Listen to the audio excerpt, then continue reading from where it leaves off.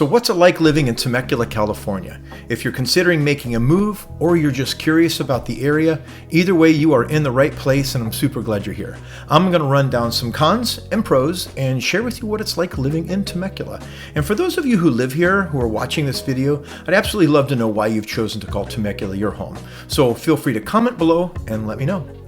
My name is John No, and I'm a local realtor here in Southern California. And after this video, you should have an absolutely great idea what Temecula life is all about, and even have a better idea if it's right for you.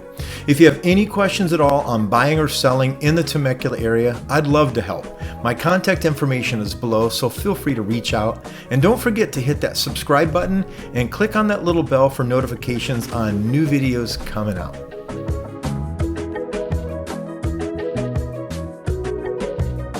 So what's it like living in Temecula? When people think of living in California, their first thoughts are usually ocean and beaches and Hollywood and big cities like Los Angeles and huge mansions. But there's way more to California. There are so many places that never get mentioned that are truly outside of all of that and are absolutely perfect for families to enjoy beautiful California, Temecula being one of them, and I absolutely love this city. Temecula is located between Los Angeles and San Diego, and it's nestled right in wine country. This town has a lot to offer, and its big personality is one of many reasons why I love Temecula. But living here does come with some cons. So the first con I'm going to talk about is the traffic. Temecula is a highly desired place to live for people who work in Los Angeles, San Diego, and Orange County that want to live in an area with that hometown feel where the cost of living is lower and they can get a whole lot more value for their dollar and literally save a bundle. But because of this, there's a lot of traffic on the freeway during that morning and evening commute. So, I'll give you an example. A simple drive into San Diego, which is a short 58 miles, can take literally up to an hour and a half each way. Understand, freeway traffic during commute is simply a way of life out here, so you have to plan for it if you're going to survive it. You can find one of the many rideshare groups that commute every morning to make your trip easier. Or if you do have to drive on your own, just give yourself plenty of time, grab that great cup of coffee, put on some great tunes, and hop on the road. Funny thing is, I actually look forward to long commutes. I know that sounds crazy, but I actually download audiobooks from learning different languages to personal growth. Even to the point where I named my commute Drive Time University. Kind of corny, I know, but I take advantage of this time to better myself and truly learn. And it literally makes any commute fly by, I promise. Oh, and by the way, if you're one of those that's lucky enough to not have to commute, obviously this is a complete non-issue for you. Next, let's talk about the cost of living. Like I said earlier, Temecula is a highly desired place to live for people from big cities that want to live in an area where the cost of living is lower. But Temecula still has a higher cost of living than the national average. So if you're looking to move here from out of state, depending on where you're from, be prepared to pay higher costs on things like gas to groceries, and when bundled with higher than national average house prices, things can get expensive. But I'm seeing a trend. You see, COVID changed the face of businesses and technology literally forever, and more people are working from home and they have the option now to live anywhere they want. And Temecula has been the choice for many families, from first-time home buyers to families needing just that extra space where, depending on where they're from, they can get so much more for their dollar, living truly in an amazing town. Now I'm going to talk about some pro-cons. Depending upon who you are and what you're looking for, the next few things could either be a pro or a con. So here's my very first one. Temecula is an island unto itself. Now, what do I mean by that? What I mean is it's not really near anything. Temecula on its own is absolutely great, and it has about everything you need to live, from grocery stores to movie theaters to restaurants, great schools, and the adjacent towns are the same way. But if you want to get out of Temecula and do something like hit the desert or the beach or head to the zoo or even head to the mountains for skiing, it takes some time to get there. You see, Temecula is nestled between a lot of great places with a lot of different things to do, but to get to any of them, you're going to have some drive time. You'll easily have a minimum of 45 minutes to an hour on the road to do anything outside of Temecula.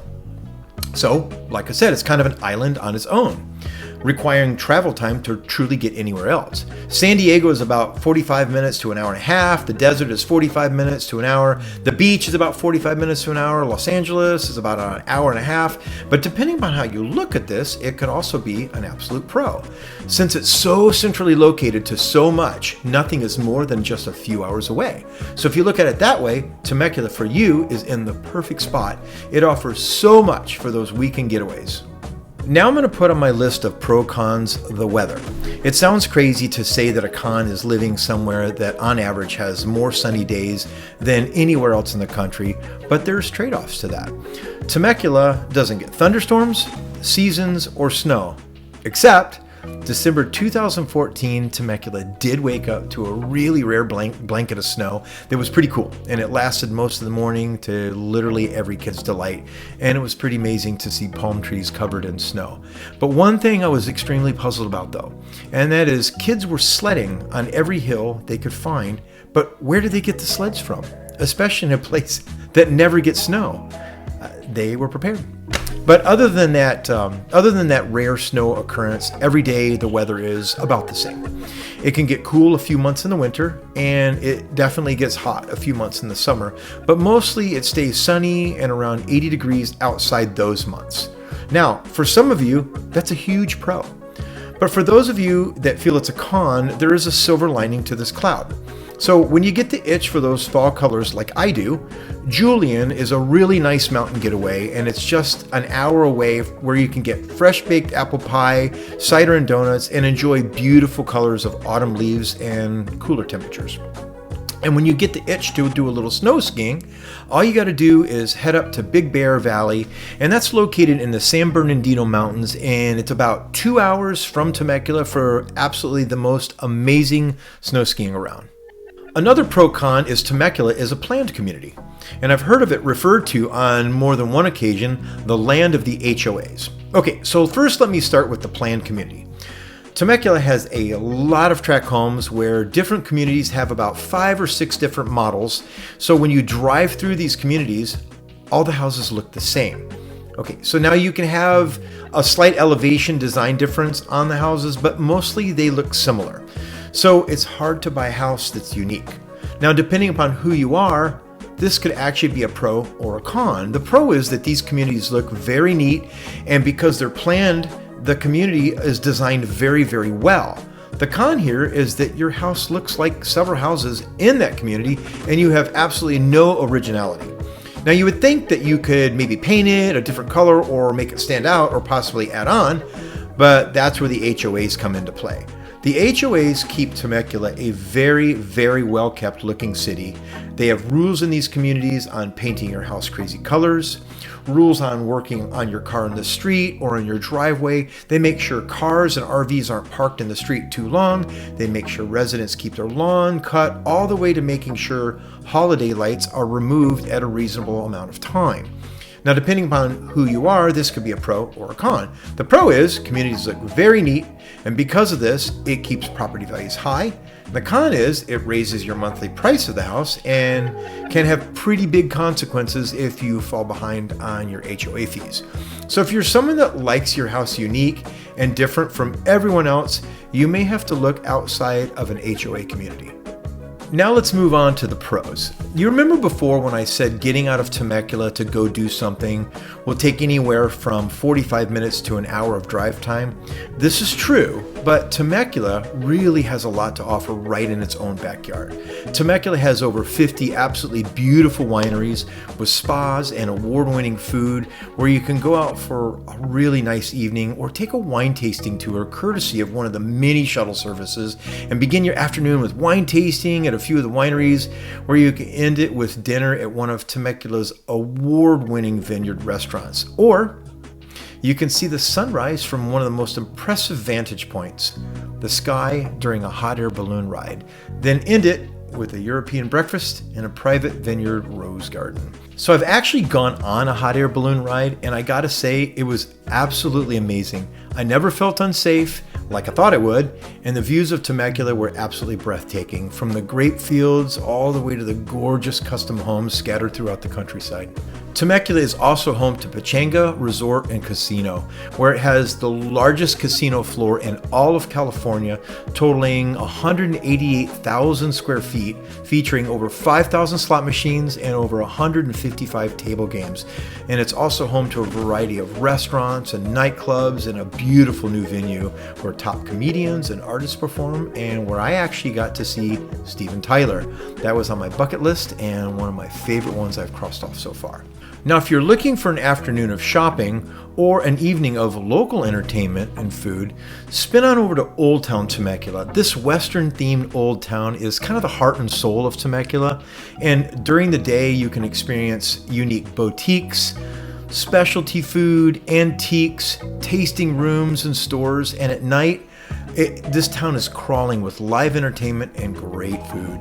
And if you're a golfer, Temecula is home to 7 absolutely beautiful courses, and it's within 20 miles of 23 more equally beautiful courses. And because of the weather, you can golf year-round. Who wouldn't want to golf year-round, right? Okay, so, and last, let's not forget 2 of the absolute most important pros. 1, Temecula has some of the highest rated schools in all of California, and 2, Temecula ranks extremely high in safety amongst all places to live in the United States. So you can see Temecula has so much to offer right in its own backyard, and I could go on and on things I haven't even mentioned yet. This place has so much to offer, and honestly, it's truly an amazing place to live, and I've only scratched the surface. So if you're thinking about making a move, I honestly believe Temecula will give you an amazing life. My name is John No, and like I said before, I'm a local realtor here in Southern California, and if you have any questions at all on buying or selling in Temecula, I would absolutely love to help. My contact information is below, so feel free to reach out. And if you're curious about San Diego life, check out my video on living in San Diego. Thanks for watching.